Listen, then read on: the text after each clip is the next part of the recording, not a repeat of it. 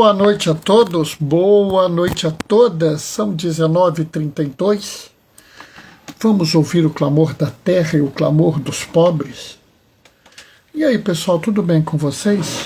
Como é que vocês estão? Eu estou bem, apesar do cansaço, né? Muito cansado, né? Fazendo as minhas atividades.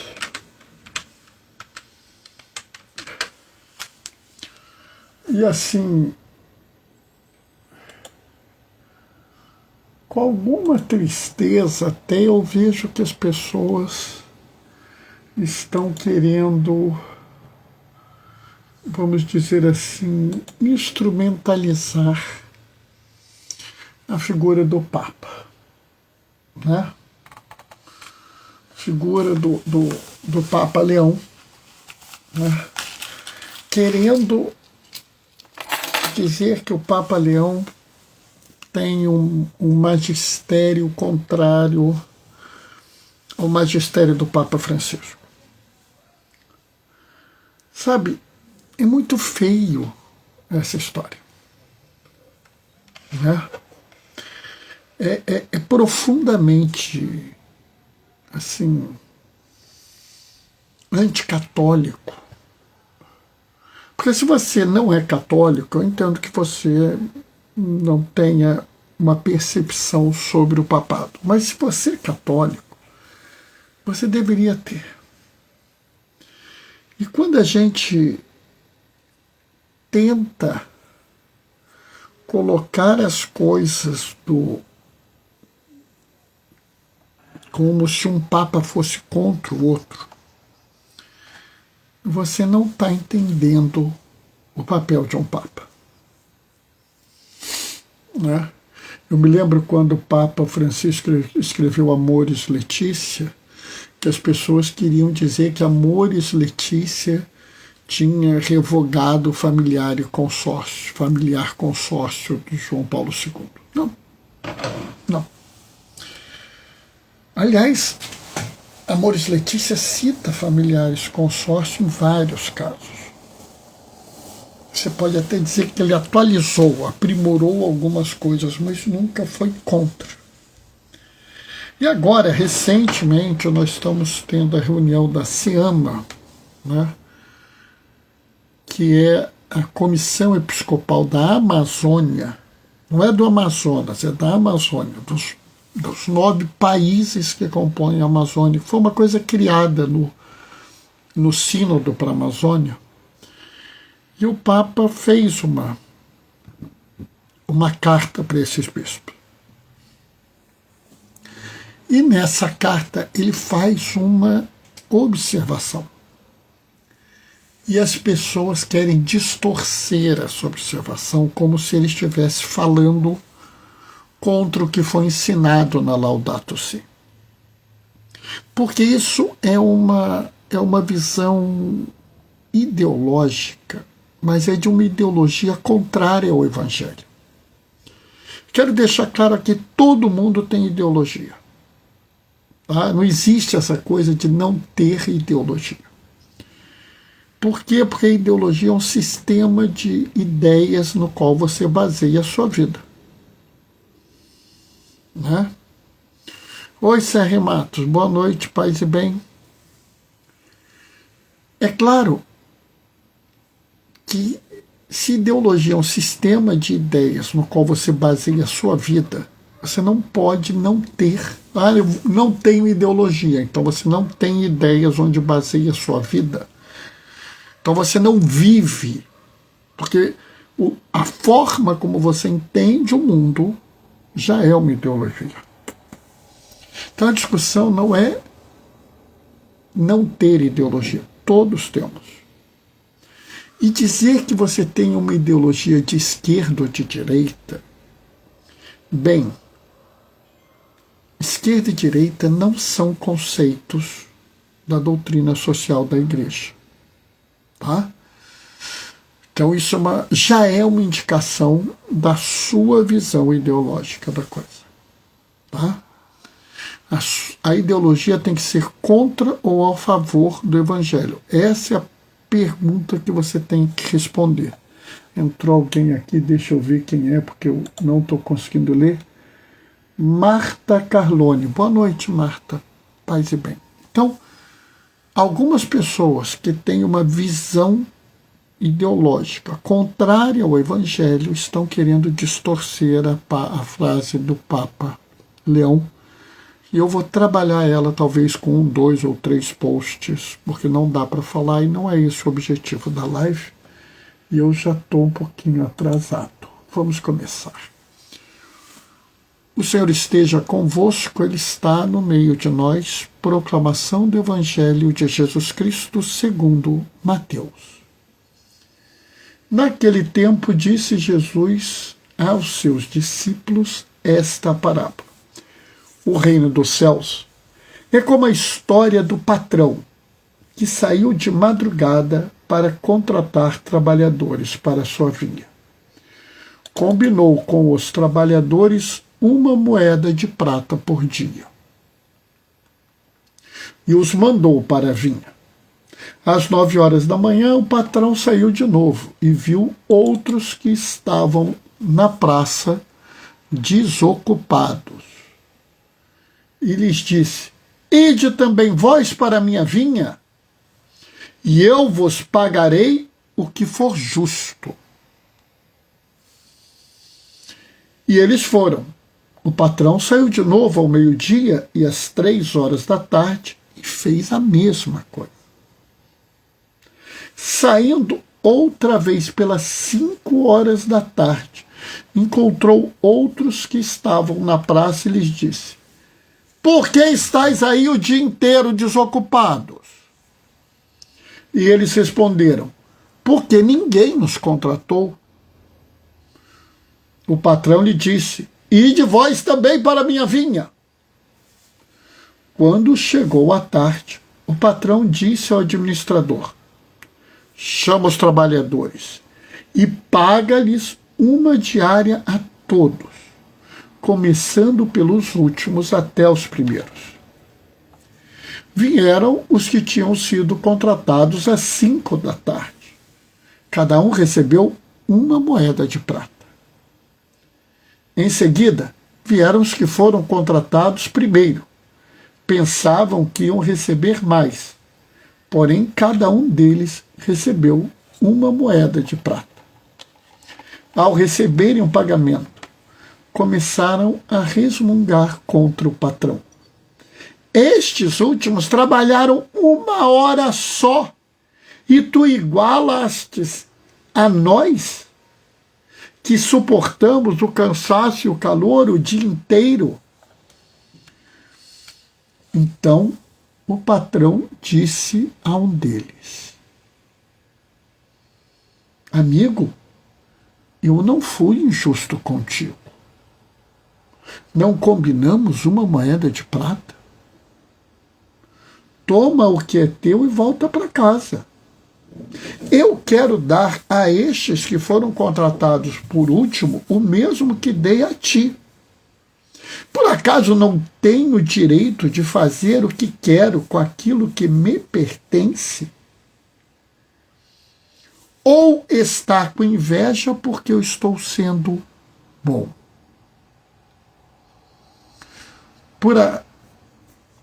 Assim, os últimos serão os primeiros, e os primeiros serão últimos. Palavra da salvação. Esse evangelho é um evangelho para muitos difícil. Eu estou vendo aqui que a Gracinha entrou. Boa noite, Gracinha, paz e bem. Para muitas pessoas, esse evangelho é um evangelho difícil. Para muitas pessoas, esse evangelho é enigmático.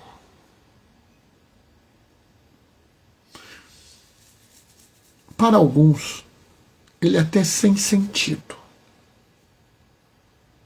Por quê?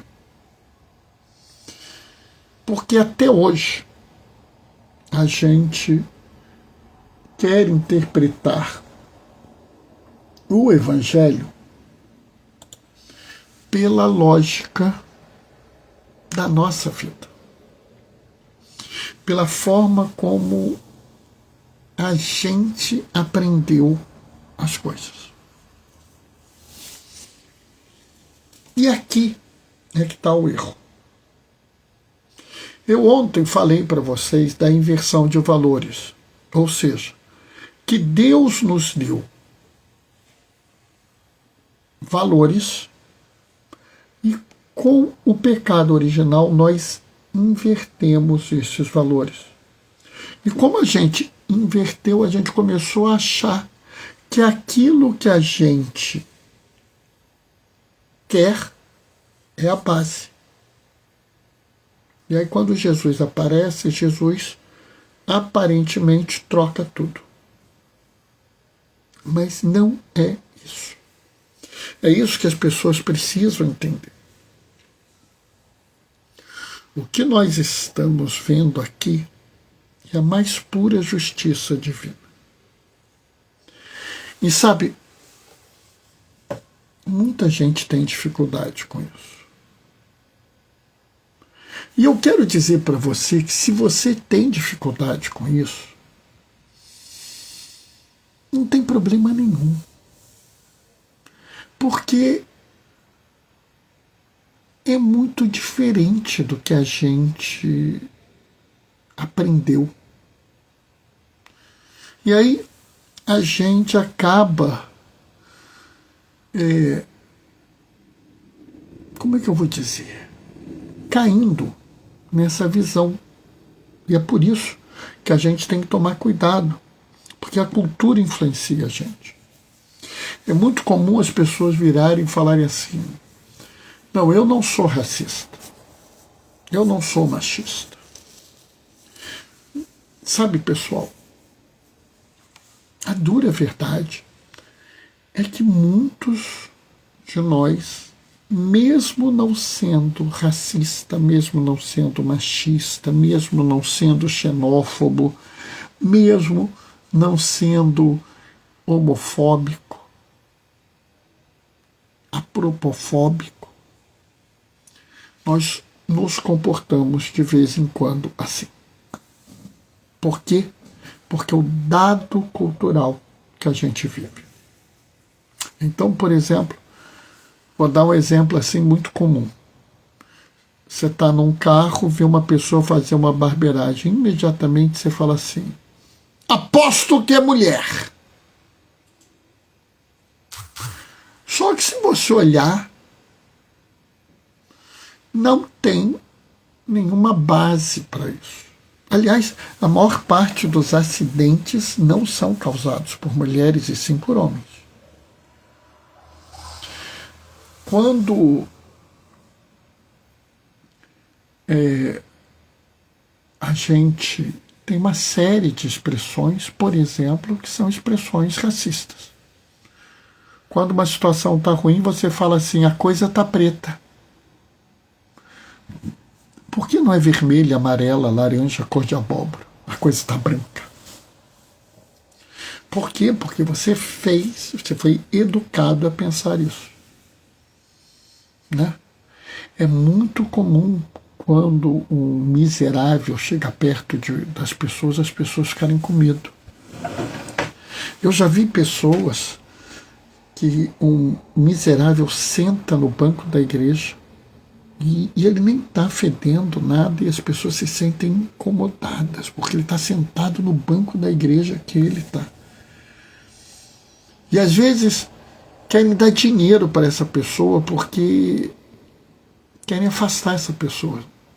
Não é porque estão com pena, não é porque têm compaixão, não é porque querem ser solidários, é para ver se dá o dinheiro e a pessoa sai logo de perto. Isso é aporofobia, pessoal. Bernardo, mas eu não sou aporofóbico, eu não sou machista, eu não sou racista. Eu sei. Mas você vive nessa sociedade e ela impregna você. E é preciso o seu esforço para mudar isso. Sabe, isso é muito difícil. E se você não tomar essa decisão, você nunca vai conseguir fazer isso. A primeira coisa que você tem que observar é que isso acontece na sua vida.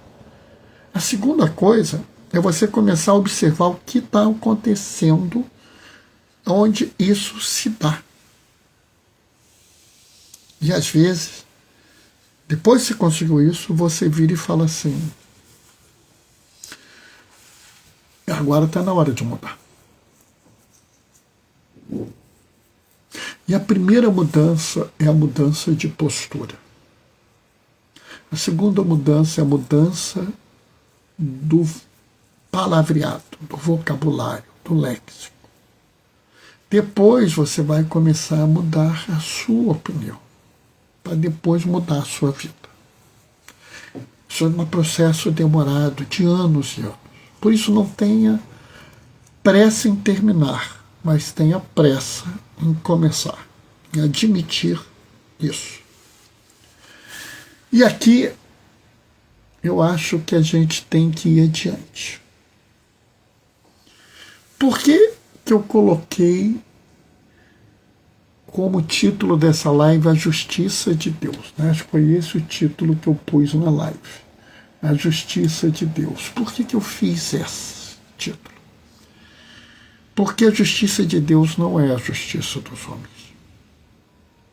E é muito gozado que quando eu falo isso, a maior parte das pessoas pensa na perspectiva da punição. A justiça de Deus não é igual à justiça dos homens. Sim, Bernardo, isso mesmo. Deus vai punir esses pecadores malditos. Deus vai punir esses corruptos, esses bandidos, esses assassinos, esses pedófilos. Isso me dá uma angústia. Isso me dá uma angústia assim, sem tamanho. Porque as pessoas não conseguiram entender.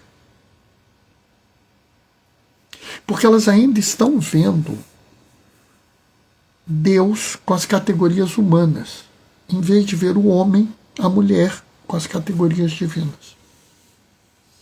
Eles ainda estão presos numa visão de mundo que não é a visão do Evangelho. E essa parábola serve para nos mostrar isso. Quando Jesus começa e fala assim: o patrão, obviamente Deus, saiu e combinou com os primeiros uma recompensa. Bernardo, uma moeda de prata, isso é pouco ou é muito? Uma moeda de prata é o que se pagava por um dia de trabalho, uma diária de trabalho. Tá? Então pensa assim, no seu emprego, na sua fonte de renda, tá? Agora divide ela por 20. Esse é o valor de uma moeda de prata. Esse é o raciocínio. Não é, Bernardo, não é 6 por 1, não. Naquela época era 5.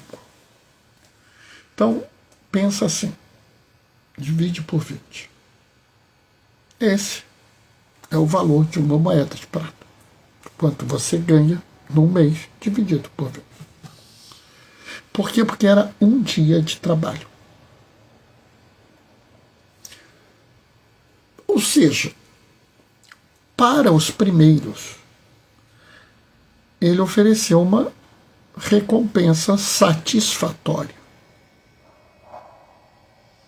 E aí é muito gozado, né? Porque logo em seguida ele vai às 9, ao meio-dia, às 15 horas, e encontra pessoas desocupadas.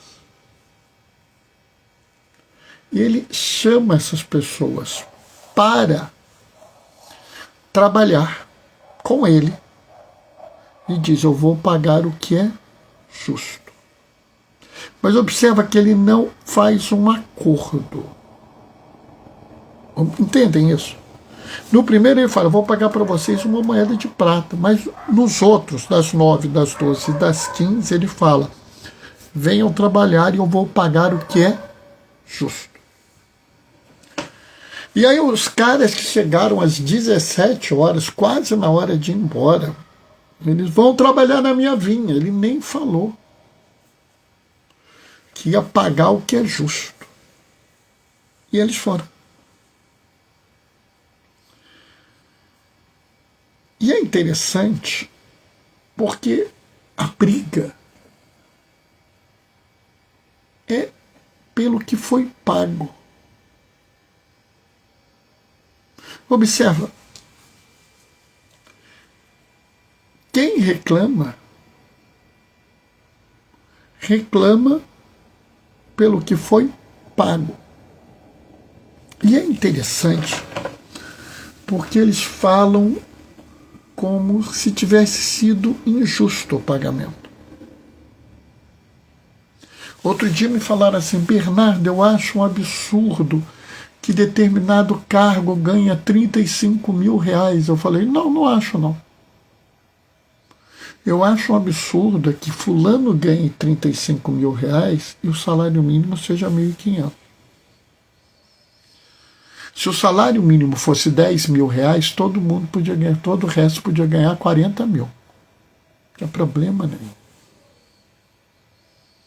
Ou seja, o problema é que essa forma que eles estão organizados é uma forma iníqua. A desigualdade não é desejo divino. Alguns ganhando uma quantidade absurda de dinheiro, enquanto os outros vivem na miséria, e nós vimos isso essa semana, é errado, é pecado. Eu não estou trazendo algo novo, nós vimos isso na segunda e na terça, hoje é quarta. Ou seja, eu não estou trazendo uma coisa que é alheia ao Evangelho, estou trazendo alguma coisa que está no Evangelho. Alguns vão dizer que eu tenho uma postura de esquerda, uma postura comunista e tal. Não. Eu estou mostrando as leituras de segunda e de terça. Vem o problema. Mas essas pessoas estão reclamando porque elas querem ganhar mais. Elas querem ser mais merecedoras. Elas querem ter um prêmio melhor. É como quando Jesus vira e diz assim, eu vou e vou preparar a vossa morada. E eu esperasse, por exemplo, que a Gracinha recebesse uma casa com 3 quartos, e eu, como sou diácono, que me esforço muito, vou receber uma casa com 4 andares, 12 quartos, tudo suíte, piscina, sauna, porque afinal de contas eu sou diácono, não trabalhei mais. Só que essa lógica não é a lógica divina. A lógica divina é dar às pessoas segundo a justiça. E aí as pessoas viram para mim e falam assim, Bernardo, mas você não pode comparar o seu trabalho com o trabalho de uma pessoa que só reza o terço, só vai na missa aos domingos. Pessoal, a igreja não é... Deus não acredita na meritocracia. Deus não vive para te dar recompensa pelos seus méritos ou pelo que você fez de bom ou pelo mal que você deixou de fazer. Deus vai te recompensar porque você está disposto ou disposta a seguir com Ele. Alguns podem seguir desde a primeira hora, alguns podem seguir com muita intensidade, com muita força, produzindo coisas fantásticas, outros, por problemas, por dificuldades, por limitações, podem seguir e produzir nada. E algumas pessoas podem estar uma vida inteira afastada de Deus, mas no finalzinho da sua vida começam a entender e a mudar. E aqui a gente pode pensar até casos extremos. Há pessoas que talvez estejam na igreja, mas não estejam seguindo Jesus. São João Crisóstomo, ele tem uma frase muito interessante. Se não podes reconhecer Cristo no mendigo na porta da igreja, não pode encontrá-lo na Eucaristia. Se a sua vida é de ódio, de preconceito, de desprezo, de racismo, de aporofobia, de xenofobia, homofobia, se você odeia as pessoas, se você só quer ver a desgraça alheia, você pode ir na missa todos os dias, comungar, fazer jejum, abstinência, adoração, grupo de oração, pastoral da saúde, pastoral da família, mas você ainda não está trabalhando na vinha do Senhor. Por quê? Porque você ainda não trouxe o Senhor para dentro do seu coração. Bernardo, então eu vou passar 3.000 anos no purgatório. Não sei. Oi, mozinho, boa noite, paz e bem. Sinceramente, não sei. Aliás, acho até que tem a possibilidade de você não passar nem um dia no purgatório. Mas e a justiça? Deus é justo! Já está gritando ali, alguém inquisidor já está ali, entendeu? Até acendeu a fogueira, quer me jogar na fogueira. A hora que eu disser que eu acredito que o inferno deve estar vazio, aí mesmo é que ele vai queimar não só a mim, como vai pegar as minhas cinzas e vai queimar também. Sabe? Por que eu acredito? Porque a gente tem que se lembrar que a justiça de Deus é a misericórdia. A forma como Deus age é a forma da misericórdia. E ele vai olhar para você e vai buscar o que você tem de bom. Ele vai buscar a fumacinha do bem que existe em você. Ele vai olhar e vai dizer assim, olha, Bernardo não serviu para nada. Mas aqui, nesse dia, nessa relação, nesse momento, ele foi piedoso. Bernardo não prestava, mas nesse dia ele mostrou compaixão. Nesse instante, ele agiu com misericórdia. Deus, ele não é um contador, ele é um pai amoroso, desesperado, louco de amor, que vai olhar para você e vai ver a migalha e vai te receber no céu pela migalha que você fizer. E eu falo isso para você, seu coração enche de esperança, você fica alegre, e você pensa assim, quer dizer que mesmo eu sendo o trabalhador, nem das 5 horas, mas às 5:30, eu terei espaço. Você ainda não entendeu, se você for o trabalhador da 5 horas, 59 minutos, 59 segundos, você ainda tem a recompensa. Mesmo que você trabalhe uma fração de segundos, na vinha do Senhor você tem a recompensa. Mas a questão é outra. É assim que você enxerga o seu irmão e a sua irmã? Quando você se relaciona com as pessoas, você busca nas pessoas o que elas têm de bom? Você se relaciona com elas buscando a beleza da vida delas, o amor, a compaixão, a misericórdia da vida delas? e as valoriza pelo que elas são e não pelo que elas deveriam ser. Sabe, pessoal, essa é a sua questão. Como você se relaciona com as pessoas faz mais diferença na sua vida, na sua obra, do que qualquer outra coisa que você fizer. Amém? Essa foi a reflexão de hoje, né, que foi uma reflexão que eu espero que tenha perturbado muito vocês, tá? Tenha questionado vocês, que tenha deixado vocês bem, assim, pensativos.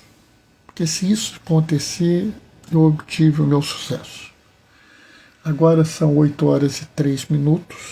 Eu vou me despedir deixando a minha bênção, porque eu ainda nem jantei, né? Estamos aí na atividade. Bom, vou deixar minha bênção. Amanhã, quinta-feira, não tem live. Sexta-feira a gente vai fazer live, tá? Então vamos lá. O Senhor esteja convosco. Ele está no meio de nós. Por intercessão de Bernardo de Claraval, que celebramos hoje, desça sobre vós e permaneça para sempre a bênção do Deus Todo-Poderoso no amor, aquele que é Pai, Filho e Espírito Santo. Sexta-feira a gente se vê. Até lá. Beijos e bênçãos. Tchau, tchau, pessoal.